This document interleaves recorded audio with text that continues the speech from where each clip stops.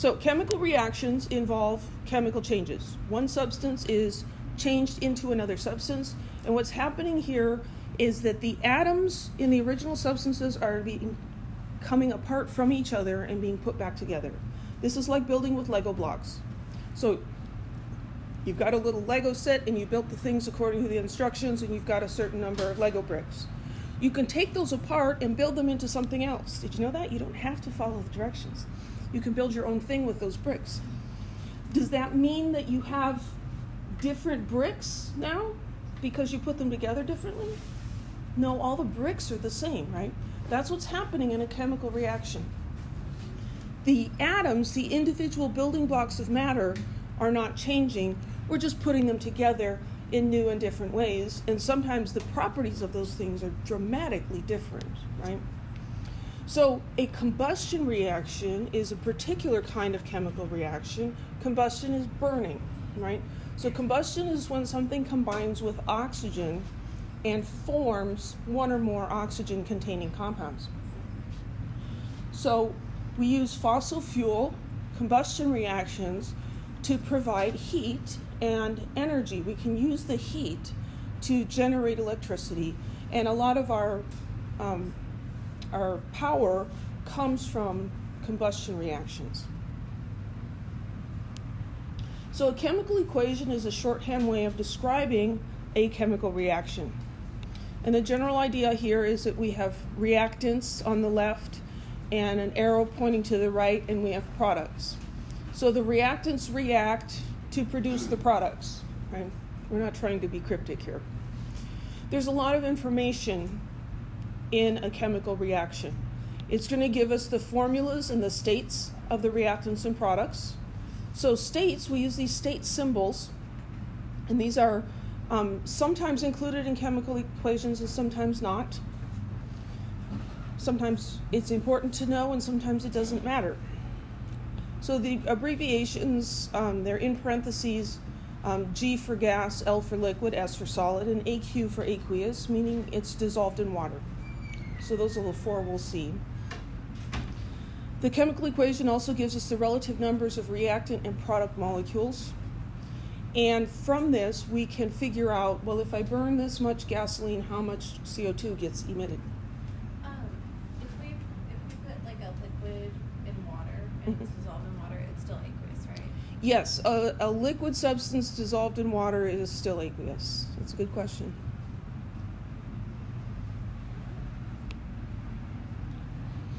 So we're going to look at the combustion of methane first. Methane is the simplest hydrocarbon. It's just CH4. So it reacts with oxygen, it burns, and the products that form are CO2 and water, carbon dioxide and water. And these are the products of any hydrocarbon combustion reaction. So there's the CO2, which in and of itself isn't harmful. I mean, we're all breathing here, right? We're taking in oxygen and we're putting out carbon dioxide. And outside, the plants are taking in carbon dioxide and putting out oxygen. So it's not that carbon dioxide itself is bad, it's just perhaps too much of it is bad. So this isn't really necessarily bad. And water's good, right?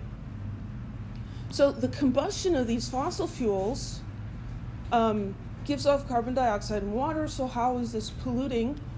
Well, there are other things beside the pure hydrocarbon in those fossil fuels.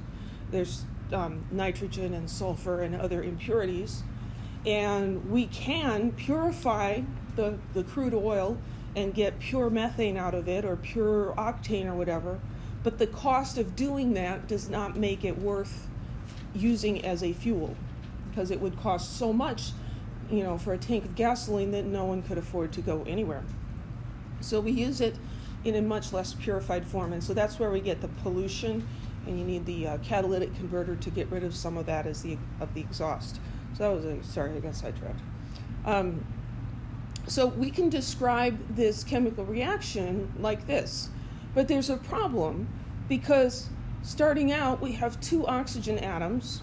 We're going to rearrange these things and build these, but now we have 3 oxygen atoms. And how can that happen? Well, it can't.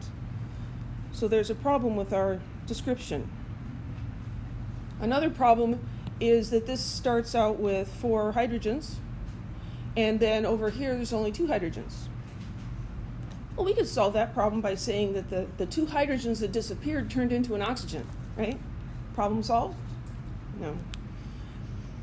Elements do not change in chemical reactions. That can happen in nuclear reactions, but those are a special category. That's not happening here. So this equation violates the law of conservation of mass. If you add up the mass of all the atoms and the reactants and all the atoms and the products, the masses are not the same. So that's a problem. What that means is our description isn't quite right, and we need to tweak it. We need to balance the equation. We balance chemical equations by putting coefficients in front of the chemical formulas. So we cannot change what the formulas are, because then we're going to be describing some other process. We can only change how many molecules or atoms there are in the reaction. So this is a nice picture representation, and this is what all chemical equations represent. And so I'd like you to look at this and think about these as Lego blocks. I actually have a model set here that we can look at later. And look, it's got the same colors. There's a water molecule, right? And so you can actually build these things and take them apart and make them into the products. And we don't need to do that with every chemical reaction, but we need to be able to do that in our heads, right? So I want you to be able to look at a chemical equation and be able to picture what's going on. That CH4, there's 1 carbon, that's the black one, and there's 4 hydrogens. An O2, oxygen is a diatomic element, and here that's important because the oxygen is alone. And so the O2 is 2 oxygen atoms stuck together. And so we can balance the equation by adding another oxygen atom. And then our products are CO2 and water, and we need 2 water molecules to balance this. And now we can see how we've got 4 of these white hydrogen atoms, and over here we have 4 white hydrogen atoms. We have 1 black carbon on each side, and there's 4 red oxygens and 4 red oxygens. So we could take these 3 little things, take them apart, and form the products. We don't need to pull in extra pieces, and we don't have any left over. That's what a balanced chemical equation represents. So let's see if we understand what this equation is talking about. This is a conceptual problem. So how many oxygen atoms are on the right-hand side of the following chemical equation? So the right-hand side means to the right of the arrow. So in 2 units of Fe2O3, how many oxygens are there? 6. There's 2 of these, and each of them has 3 oxygens. So that's 6 oxygens. And in 4 CO2s, 8. 4 times 2 is 8. And 6 plus 8 is 14, last time I looked. So there's 14 oxygen atoms. If we're wanting to see if this equation is balanced, then we're also going to look at how many oxygen atoms are on the left side. How many are in this one? 12. There are 4 of those units, and they each have 3 oxygens, so that's 12. And here this O2 molecule has 2. And 12 plus 2 is also 14. So this is what we're aiming for when we're trying to balance an equation, to make sure that we have the same number of each kind of block of atom on each side. Any questions?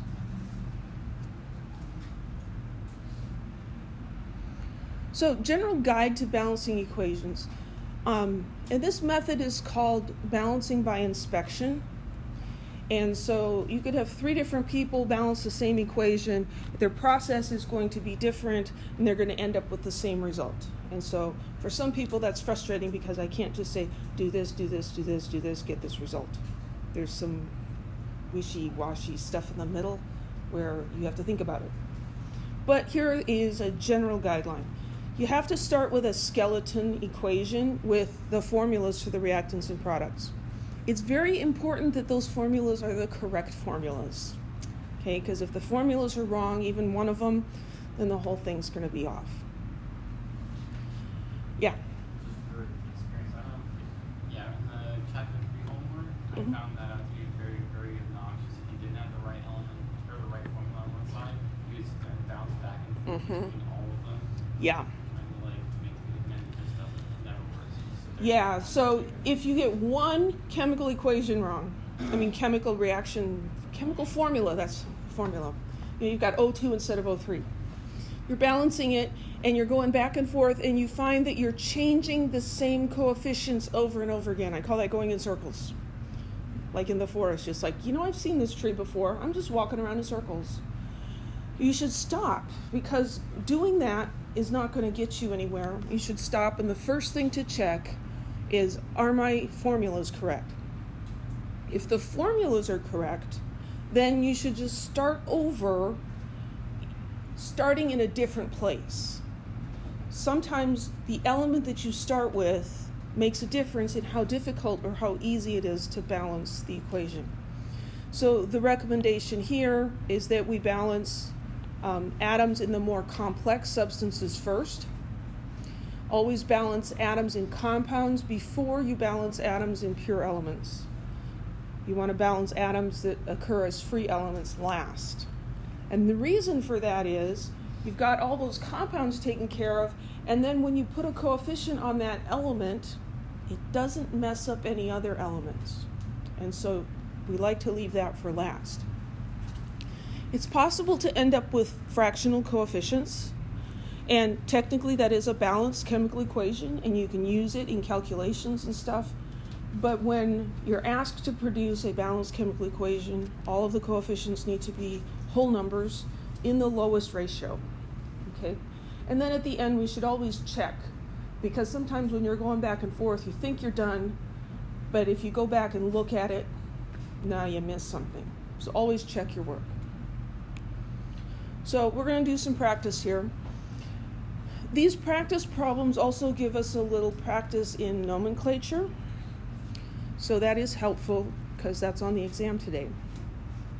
So write a balanced equation for the reaction between solid silicon dioxide and solid carbon to produce solid silicon carbide and carbon monoxide gas. So we're taking words and making them into a chemical equation. It's a little bit like word problems in math, but we're making a chemical equation. So I've got solid silicon dioxide, and that's a plus sign in my equation. And to produce, that's where the arrow is, silicon carbide and, plus sign, carbon monoxide gas. So the first thing we need to do is write the chemical formulas. So silicon dioxide, we need to identify, is it an acid, an ionic compound, or a molecular compound? And you do that by looking at the first element, silicon. Where is it on the periodic table? It's on the nonmetal side of the line. Now technically it's a semi-metal, but for nomenclature, if it's on the nonmetal side, you name it like a nonmetal.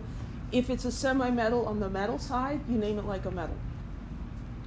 So silicon is a nonmetal and oxygen is a nonmetal, so this is a molecular compound, right?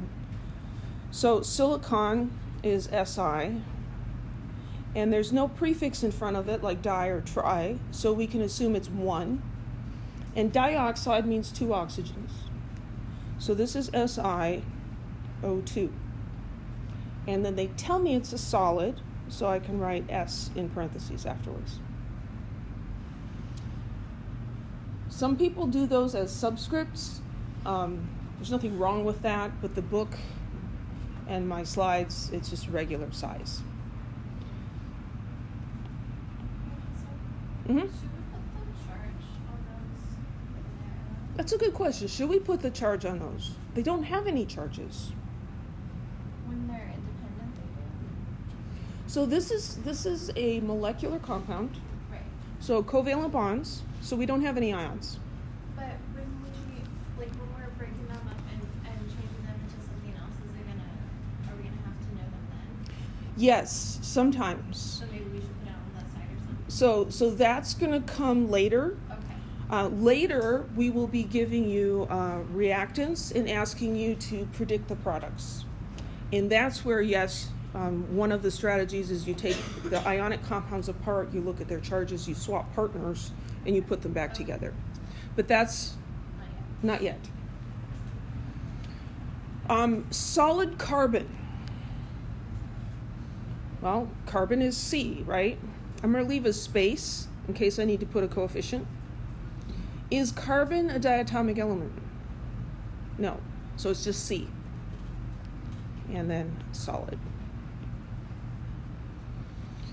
So the 7 diatomic ones are the only ones that you need to remember. But when we're writing equations like this, you've got fluorine, it's F2. And if you write F, it's wrong. Okay. So our product, silicon carbide. Well, we already decided that silicon's a nonmetal, carbon's a nonmetal, so this must be a molecular compound, right? I don't think you've come across that. But silicon, it doesn't say disilicon, so we assume the first one there's only one. And the rules that we gave you say that there should be a prefix on the second word. If it's one, it should say monocarbide. Sometimes they drop that one also.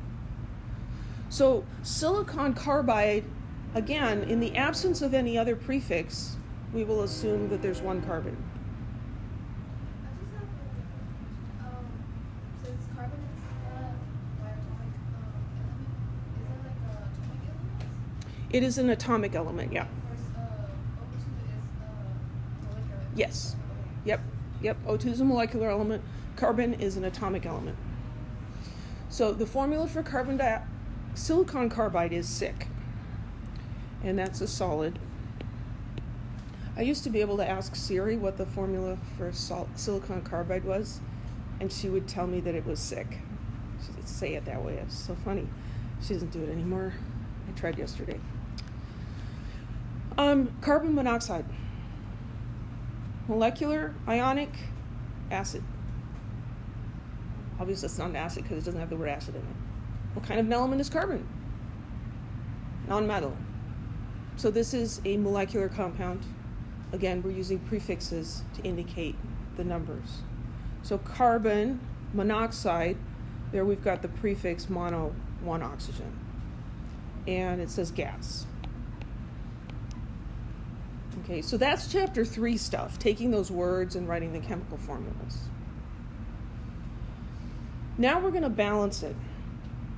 And I find that most of the time, if you just start with the first element and work your way across, most of the time that works out just fine. So let's start with silicon. How many silicons are on the left side of the arrow? 1. And how many are on the right side? 1. So far, so good. Let's look at oxygen. How many oxygens over here? 2. And over here? Only 1. How do we fix that? We can't change the formula, but we can change how many carbon monoxide molecules there are. We say, well, it must make 2 of them instead of just 1. So I put a 2 in front, and that means I have 2 of these molecules, so now I have 2 oxygens on the right side as well. Now I'm left with my element, carbon. And so how many carbons on the left side? Just the 1. And how many carbons on the right side? 3. There's 1 in silicon carbide, and there's 2 in the 2 carbon monoxides. So to make 3 carbons on the left, I just put a coefficient of 3 in front of the formula.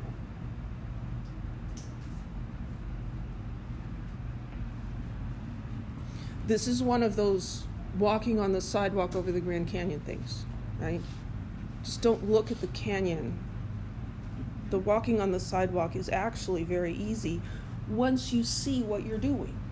But you have to push through until it clicks, and then you say, oh, that's easy. Because this is not hard math. I mean, this is, what do we multiply 1 by to get 3? You know? My 10-year-old could do that in his sleep, right? Any questions about this one? Let's do some more. Write a balanced equation for the combustion of gaseous ethane, a minority component of natural gas, in which it combines with gaseous oxygen to form gaseous carbon dioxide and gaseous water. It's a whole bunch of gas here. Well, again, I'm just going to identify in the words where we've got things combines with, so that's the plus, to form, and. So far our examples have all had 2 reactants and 2 products, but it could be any number. It could be 1 of each, it could be 3 of one and 4 of another. It just depends. So gaseous ethane, we don't expect you to know how to do the formula for that, so we gave it to you. C2H6. And I'm told it's a gas. So there we go.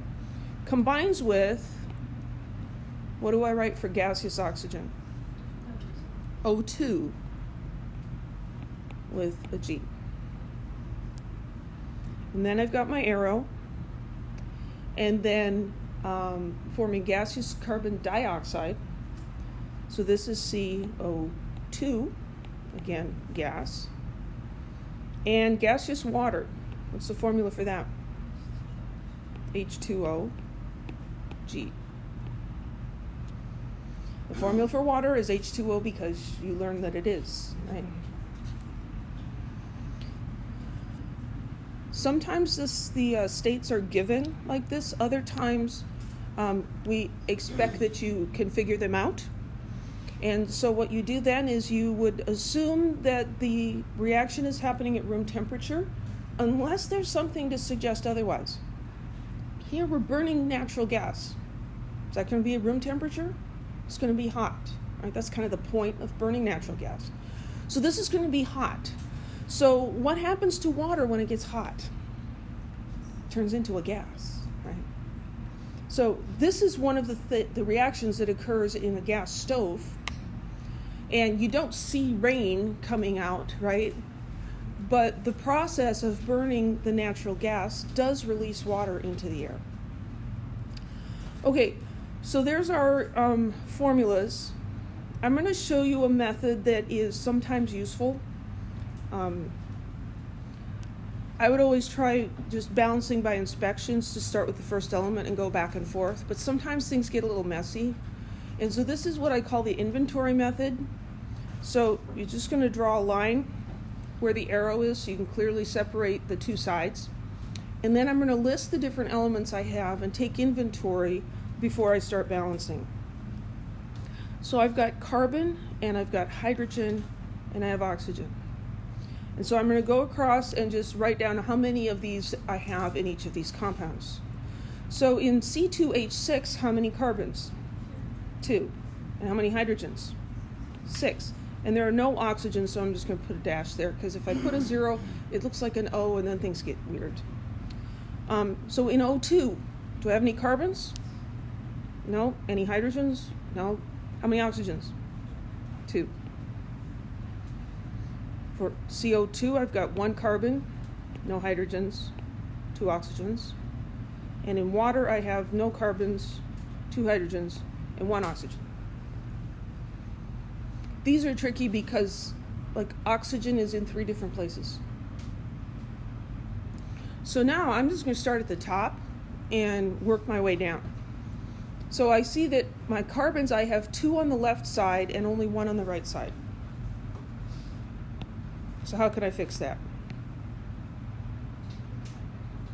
I can put a 2 in front of CO2. And that changes the number of carbons to 2. It also changes the number of oxygens. Right? I've got 2 times 2, 4 now. So carbon's balanced. Then I look at hydrogen. On the left, I've got 6 hydrogens, and on the right, I have 2. What do I multiply 2 by to get 6? 3. So I'm going to write a 3 here. And then I'm going to update my inventory list. So this becomes 6, and this becomes 3. Because when I have 3 water molecules, I have 3 oxygen atoms. Everybody okay with that? Now I've got 6 hydrogens on each side. Now I look at oxygen, and oxygen is good to leave to the end because here it's present as an element by itself.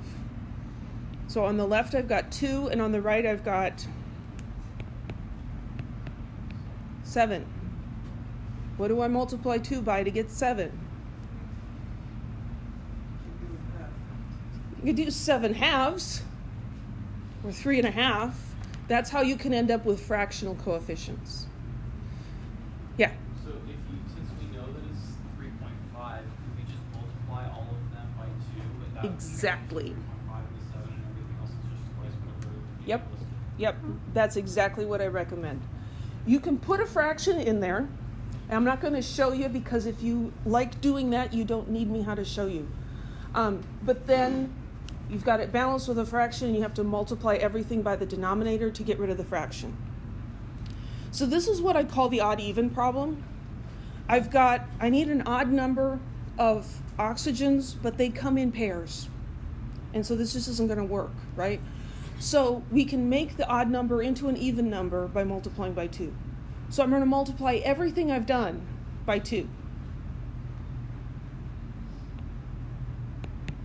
So, green's not good. Maybe orange.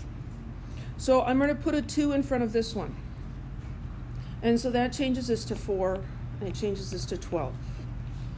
The oxygen is the one I'm messing around with, so I'm going to leave him alone right now. I'm going to change this to a 4. That changes this to 4 and this to 8. And I'm going to change this 3 to a 6.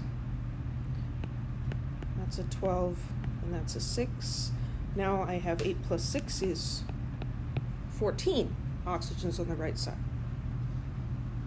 I doubled everything.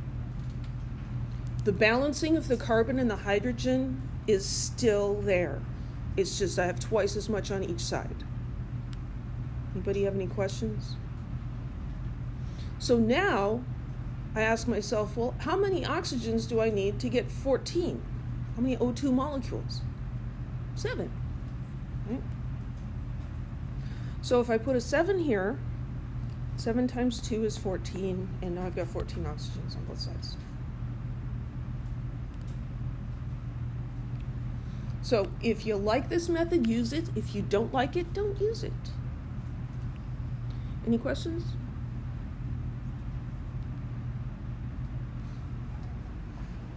Here's one. This is balancing chemical equations containing ionic compounds with polyatomic ions. Write a balanced equation for the reaction between aqueous lead-2 nitrate and aqueous potassium chloride to form solid lead-2 chloride and aqueous potassium nitrate. Okay, so between this and that, to form this and that. Now, these are ionic compounds, right? Lead-2 nitrate, lead is a metal. This is ionic. Excuse me. So we need to look at the ions with their charges so that we can write the formula for the compound. So lead-2 is Pb2+. I started grading worksheet 3, and some of you are doing really great, and some of you are not. So maybe somebody can learn something right now to do better on the exam. Lead-2, sometimes people want to use the 2 as a subscript somewhere. That's not what it is. It's the charge, because there are 2 different lead ions. There's lead-2+ and there's lead-4+. And it's like King Henry, right? Which King Henry? I need to know which one. Is it King Henry II or King Henry IV? So this is lead the second, lead-2, +2 charge. And then nitrate is NO3-. Why? Because That's what everybody decided it was going to be, and so we have to go along with it. That's just what it is. You memorize it. Nitrate is NO3 minus. So to write a formula for this compound, bless you, I need to figure out how many of each do I need so that when I put them all together, the compound is neutral. So I need 2 of these nitrates with 1 of the leads, bless you, to make a neutral compound. So I need 1 lead. That's kind of ugly. So I need Pb, and then I've got NO3, but I need 2 of them. This is a polyatomic ion. There's more than 1 letter here, right? There's more than 1 capital letter. And I'm saying I need 2 of these, so I need to put shrink wrap around this. So I'm going to put shrink wrap around that and put a 2 on the outside. Now you could balance the equation if you wrote PbN2O6, but that's not how we write it. This reminds me of bless you all day. Reminds me of something Facebook throws up these memories, which is so fun because my 10-year-old doesn't do this anymore, but I think he was like 3 or 4, and he came to me with a piece of string cheese. Can you take the garbage off my string cheese? He wanted me to take the wrapper off for him, right? It's like, well, I understand what you mean, but we don't call it that, right? So if you write PbN2O6, I know what you're trying to say, but that's not how we say it. We put the NO3 in parentheses and put the 2 on the outside, because then we can very clearly see that this is nitrate and not something else. What's the state symbol I should write for this? AQ, it's aqueous. Okay, and then we've got potassium chloride. So we need these ions as well. Potassium is K, and what's its charge? +1. Why? Because it's in group 1. All the group 1 metals, +1. Chloride is Cl. What's its charge? -1. That was a little harder to describe, but I think what most people like is if you count, you start at the noble gases, they don't make ions. Their charges are always 0. And then you count backwards. So you start at argon and you go to the left, -1 for chlorine. So here I have a +1 and a -1, and if I just shove them together, I'll get a neutral compound. So this is KCl. And again, it says aqueous.